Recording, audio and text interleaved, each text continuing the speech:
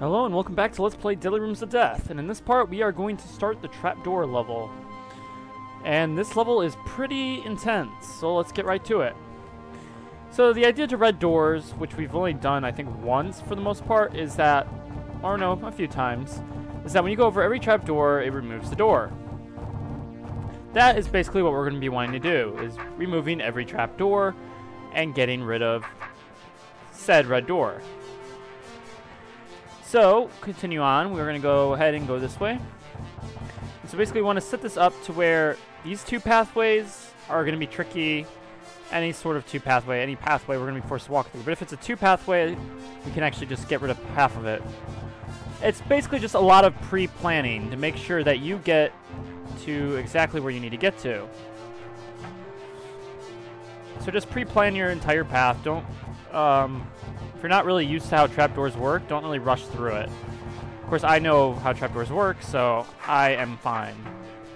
But there's times where something like this, we have to go through, and so you got to kind of plan out your pathway to work with it. Now, thanks to diagonal movements, these aren't as hard as they look. But that doesn't make them extremely easy. So next we're going to go, I guess, up. And now we are left with this room. How about we just ignore this room and go for the secret? Yes, there's a secret right here. When we walk down it, it is a spider room. So I guess they try to utilize the spiders more. And basically, you just gotta use these trapdoors, kill all the spiders, and then get rid of all the trapdoors to get through. It sounds hard, but it's actually as easy as this. There we go. And we don't have to really worry about what the spiders are doing. We can kind of just, I guess, do that. I'm not really sure. I guess that works, yeah. But for the most part, you just basically make yourself a little shelter like so, where you have like a 3x8, and where basically it can only come from one side, and make sure you leave yourself a pathway back. And as you can tell, really, it doesn't really matter how much you move. It's really hard to actually make it impossible for you to actually finish this. Most of the time, it works in your favor. So, now that we've done the secret room, or done the thing, we might as well just go ahead and do the normal puzzle, which is basically something like this. We have to go through these long corridors, and we want to make sure we leave ourselves pathways. Basically, this just, again, is a lot of pre-planning. If it helps you to really work with this part right here may be a little tricky. The idea being that we're going to have to come down there eventually. I guess something I can do. I actually have to think about this a little bit. The reason being is, yes, we have to actually go this way. We have to leave minimal pathways. Obviously, if we're going through stuff we've already been through before, we're going to be in a world of pain. So I think for the most part, leaving this open is actually good, because then we have to come down here, like so, then go through here, and then be able to come back, or go through like that, and then go over here and come back. So we want to leave it just like that. We might as well, for now, leave that like that, and go ahead and walk this way. And now we have just basically got to pre-plan this pathway, which, for the most part, is just the same. I don't think there's really any other bad way to go about this. I don't think there's any way where you can possibly just screw it up so much that it's impossible to finish. So something like this, obviously, we want to utilize.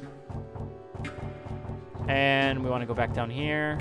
I think I've done this another way before, but this way works too. Just any way you can get rid of every trapdoor is fine.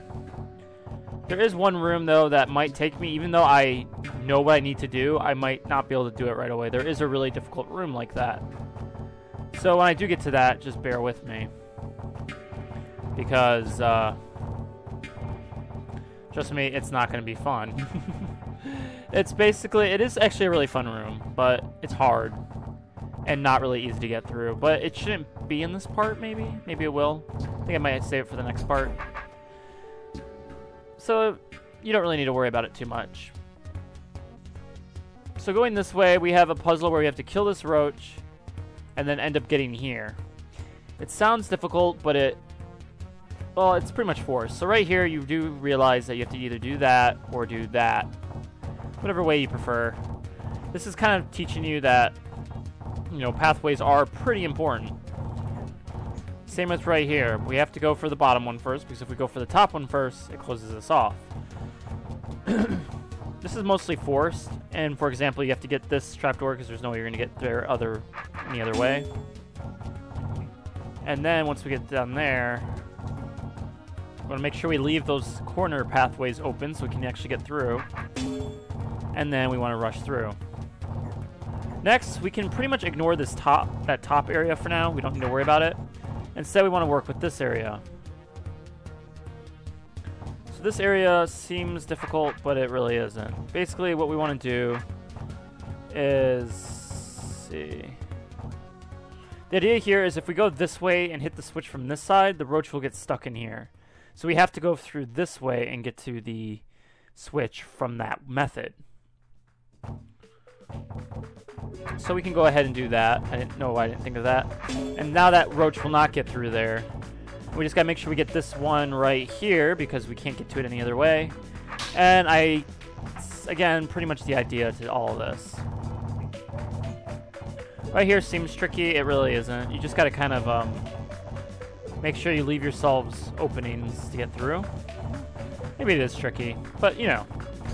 And then when we open that up, we can go ahead and kill the guy. And now we got this fun room. Again, no enemies. This is really all just trapdoor puzzles.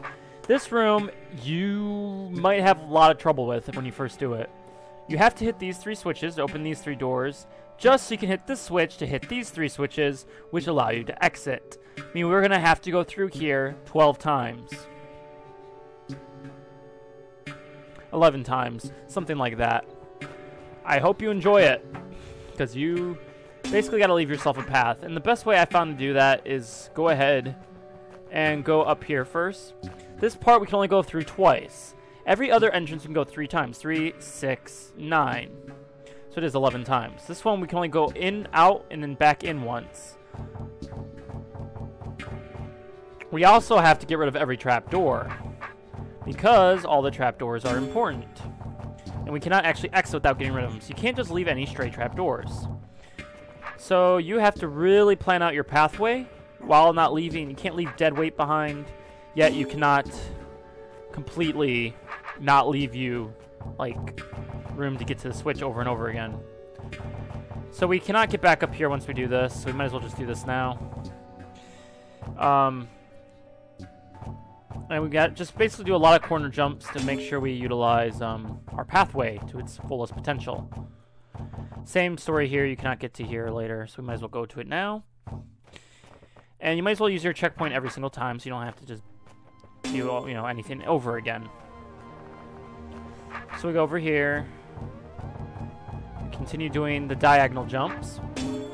Eventually it may seem like we will have a bad position, but trust me, this is probably the best way to do this because, well, for one, if you notice, it's all pretty much on one side. We are still leaving room. We've gotten through every single spot other than this side. For the most part, we're actually in a good position. So working from the hardest to move around an edge and then working towards the left, I found is the best method, mostly because you will be exiting on the left. And so you do not want to have to redo, it's just overall I find it much more convenient. Yeah. So we just keep doing what we've been doing, which is this. And yes, every time we gotta go hit the switch. I wish they kind of put the switch right here, down here a little bit, because it does take a while to get to, and I don't like getting into it. I mean, it's like, look at, we have to do this long walk. It's already difficult as is. I just don't know. So we go here. We go through here. We're obviously never gonna get here again. And yeah, same story right here. So make sure we get all of this. We're not gonna have to re-enter from that side anymore. So we can go ahead and just make sure we got it all set up to now we can get rid of every trapdoor and hit the switch one last time. So we might as well go do that. And yes, this room is kind of long and hard, but, you know, basically, general idea is just start from the right side, work your way to the left, because that's left is where you're essentially exiting. I guess you could do it from this side last too, but basically work from one of the sides. Don't work from the center first. It'll be hard to just gauge it. Maybe I mean, you could probably still solve it. It's just, it's going to be harder to really see what you need to do. Work with the minimal and move to the maximum, basically. But in any case, we've hit every switch. We've hit every red door. We can actually exit this room finally. And luckily there's like no secrets in there because seriously, I would not want to redo that ever. But anyway. So now that we've gotten through, we can go ahead and down. And getting down, we have the nice room of madness. But I think we are going to skip this room for now. No, actually, no. No. We're going to do this room. Okay. So basically this room, we got these bats. The best method I found is just get them all in here doing this. Because you don't want these bats to stick around. You don't. You can even do it there. No, that he's too scared. Well, maybe if we can get... No, he won't go down unless you're right here. Okay. So, you know, he'll follow us. We're going to have to get rid of every trapdoor like before. So, again, we're going to want to go this way.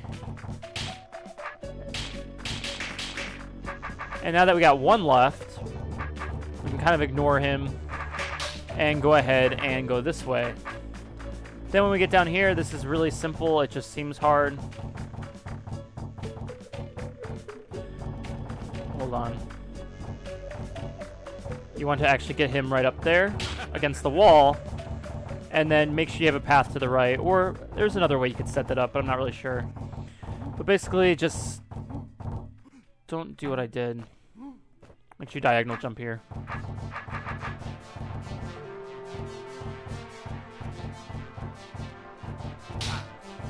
So basically, this room is just try to get rid of all the Wraith Wings right away.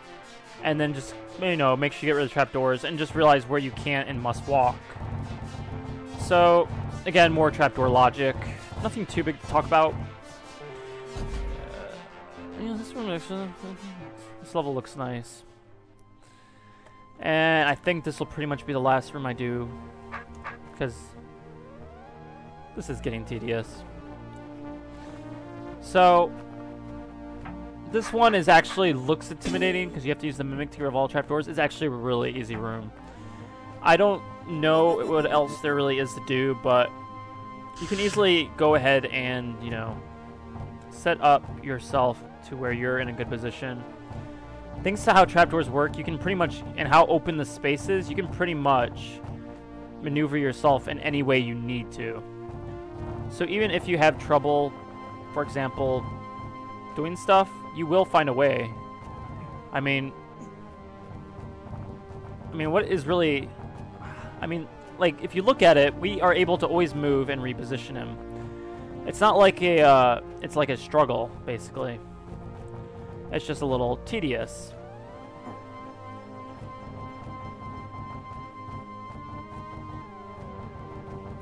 So, you know, you just gotta keep doing this. Keep doing it some more. Go ahead and do this.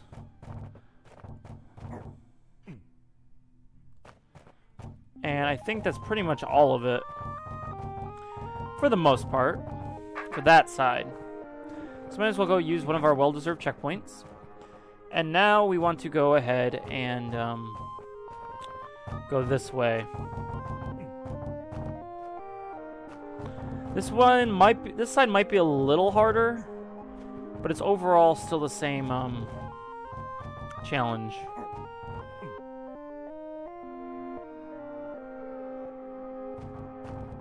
So we can go ahead and go here. I think this room is like a test of patience. Seriously. How patient can you get? I hope you're a patient person.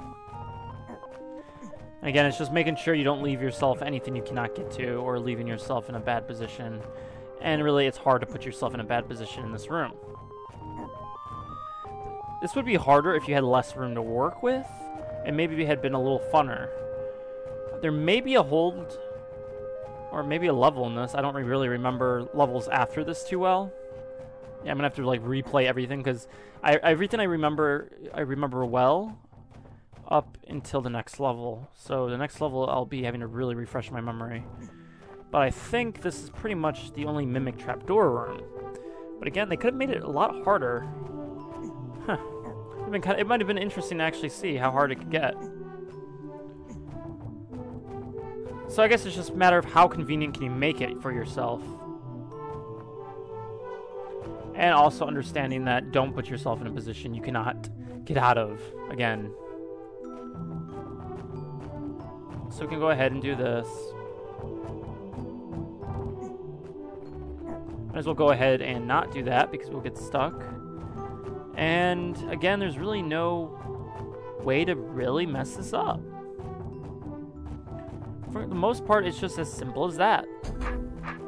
Go ahead and kill the Mimic. So, I guess I'll stop it there, and next time we will not actually do this room, we'll do a different room. But see ya then.